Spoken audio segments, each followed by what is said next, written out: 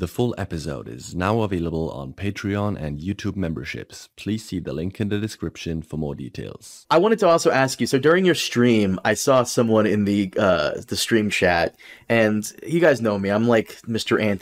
I'm not anti-theory, but it's just, when it comes to theories, I'm more skeptical. And someone was trying to push that at the very end of Clash of Kings, when Bran's group is leaving Winterfell, it's burning. Summer looks back, the direwolf Summer. I feel like a lot of people forget the names of the direwolves. That's not Ghost and Nymeria. I feel like a lot of people forget. I feel like a lot of the casuals forget that. So the direwolf Summer looks back and supposedly sees. I do think the reason for that is that the direwolves, for the most part, have not really played the biggest role, considering that the story begins. Like, you got to remember, like, going back to the hook, the very hook, and I'm trying to think about the first time I read Game of Thrones, and the hook, and it's like, you've got this family, and there's these dead north of the wall, yes, or we got the prologue, but then the next thing is these mystical monsters, these direwolves, who have not been south of the wall for what, hundreds of years, and all of a sudden they find all of these like pups in the snow, and each of the Stark children like has to raise one. Like, that's another thing that I thought, that I was like, that's going to be a very interesting like story going forward, is each of their relationships with their direwolf. It's for the most part not that big of a deal. Like each of their relationship with their direwolf is a very minor point to all of them, right? Like Nymeria and Arya get separated. Sansa dies. Rickon's not really part of the story. So we've got like Ghost, Summer, and Grey Wind. And Grey Wind, he's around. He growls every now and then, but like Robb isn't a point of view character, and then he dies. It's just like, and so you essentially have like Jon Snow's relationship with Ghost, and you've got Bran and Summer, but I don't know, that it just doesn't feel like, you don't feel any emotional connection between Bran and Summer like you do with Jon Snow and Ghost.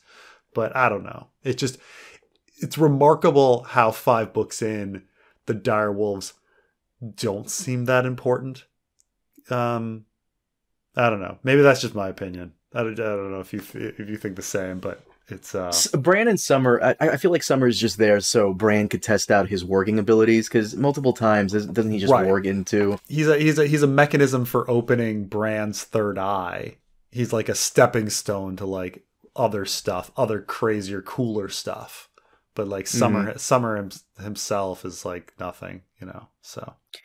But the theory was that, from what the person said to me, the theory was that old Nan somehow escapes the Boltons or the Ironborn, and old Nan was Nettles, and that the winged serpent that Summer sees as they leave Winterfell is Nettles' dragon somehow escaping because it was hidden in Winterfell. Now, you're the theory guy. That's just bullshit. There's no... Yeah. Yeah, that'd be well, it means one, like, old Nan would be a lot older than we think she is.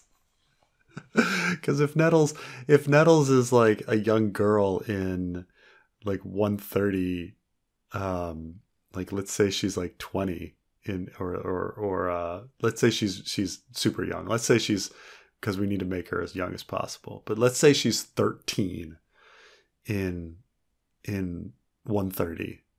That means by the time the regular story is around, if that's old Nan would be 183. Like, you think old Nan is Nettles? Like, she's 183 years old? Well, here's the thing. Older than Bloodraven?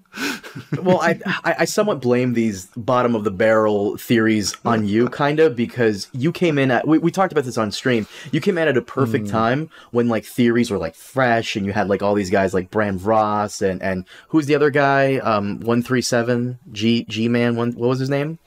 Oh, are you talking about like Mark G 171, or are you talking There about it is. Mark G. Like, you have all these guys. Can't Use and Can't Use is the infamous one. And like these guys for some reason never made their own YouTube channels, but you did. And you know, Pink Letter, Dornish Master Plan. I feel like everyone now is trying to scrape the bottom of the barrel to be the next Preston Jacobs without actually doing any good, like, you know, reading into the whole thing, and they're just trying to put out whatever they can to make a name for themselves. I blame you for this. I blame you're saying the theory bubble has burst. And we're past the theory. We're post theory, in a post theory world. Because this is and to go back to the whole Summer, what did Summer see?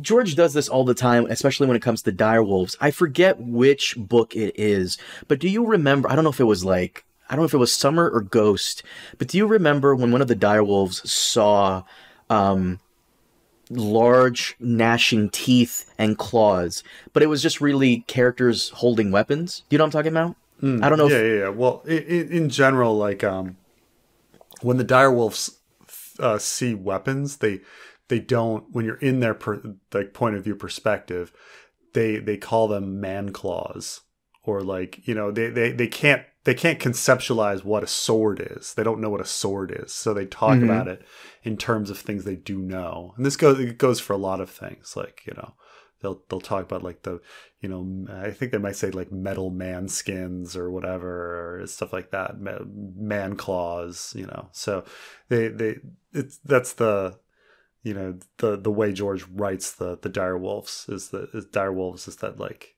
certain things they can't conceptualize, you know, like basic nature things they can conceptualize, the moon, trees, fire, stuff like that. But like they don't, when they talk about hands, they'll call them always paws. So they'll talk about like a man paw, you know, and stuff like that. So that's you're right. It's just how George loves to put everything in symbolism and metaphor and yada yada yada. The Ghost of High Heart, her fortune telling, what was it? The burning shadow killing Golden Stag. You could argue the burning shadow is, instead of, people say it's the shadow assassin. I like to think it's Melisandre and Stannis together, and the golden stag is Renly. Or about the Sansa being a maiden with snakes in her hair, dripping venom. You know, like it's basically like that. That Summer didn't really see an actual dragon. It was just, I would even take that Summer saw a vision of the future. Maybe we will have dragons in Winterfell in the future. If season 8 is any indication, we could. Yeah, I mean, if we're talking about the end of Clash of Kings, I think what George is trying to, the message that George is trying to make at the time, and he's just, this is one of the places where he's throwing shit at a wall, because George gets more careful. Yeah, like I think if we're talking about like theorizing and consistency and things like this, he's the most careful around A Feast for Crows. That's like his most precise stuff, where like everything he's doing and where people are, he's thinking about that. The Dance with Dragons, it's pretty good, but there's definitely parts where he's trying to rush to finish the book. And then A Storm of Swords, you know, there's a lot of sloppiness to A Storm of Swords. But like Clash of Kings, you know, you gotta remember he's just doing shit. He's doing shit at this point, you know. He doesn't even understand how complicated he's going to make his story. So at the time, he's thinking that Bran is the dragon that's being awoken.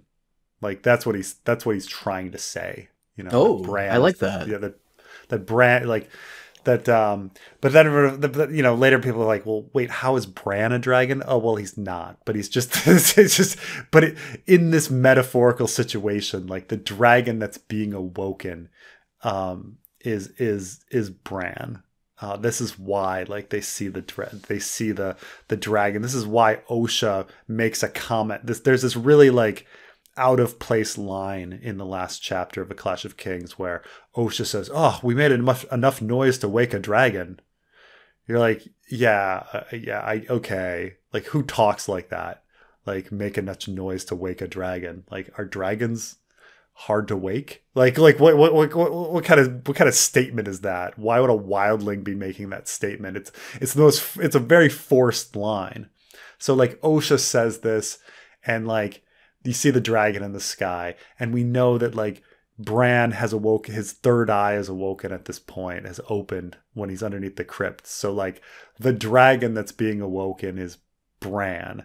And it's to parallel Dany, who in the previous book awakens at the end of that book. She has all the wake the dragon dreams and like the dragons are hatched at the end of that story, right?